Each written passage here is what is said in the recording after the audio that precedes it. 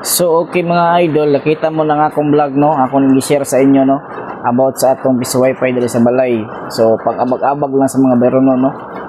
So ang inyong dapat gamiton, di na mo gamit og electrical tape or tape sa inyong pagkuhan sa barya. Mas mayo mo gamit mo ani 3x16 na pang-swatter.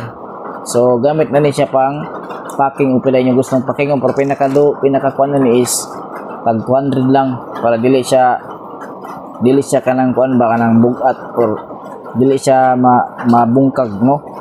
So kung magamit mo og electrical tape sigurado bungkag tag gis ang inyong magamit pero halos magastos mo usa ka packing tape no.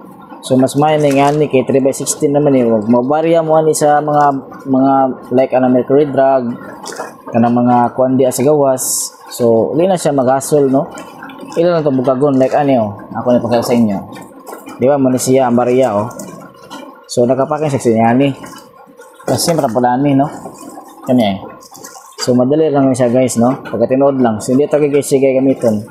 Di luwan na kay problema pag pagkatingkat pag packing like sa kanang kuan kanang electrical tape no.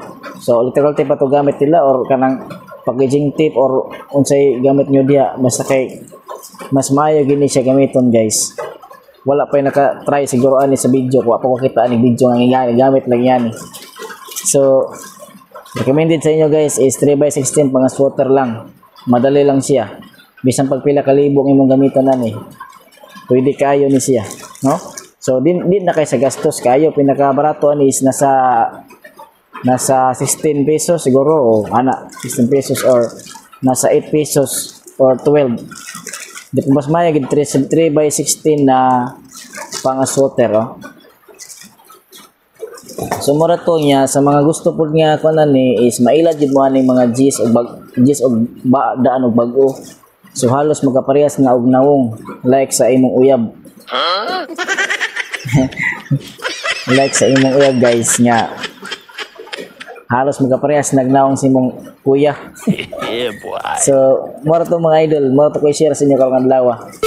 So sa mga baguhan dyan, don't forget sa pag-subscribe and like sa atong video karon niya. Comment lang sa gusto magpa-shoutout kay para ma-shoutout mo sa next video na to.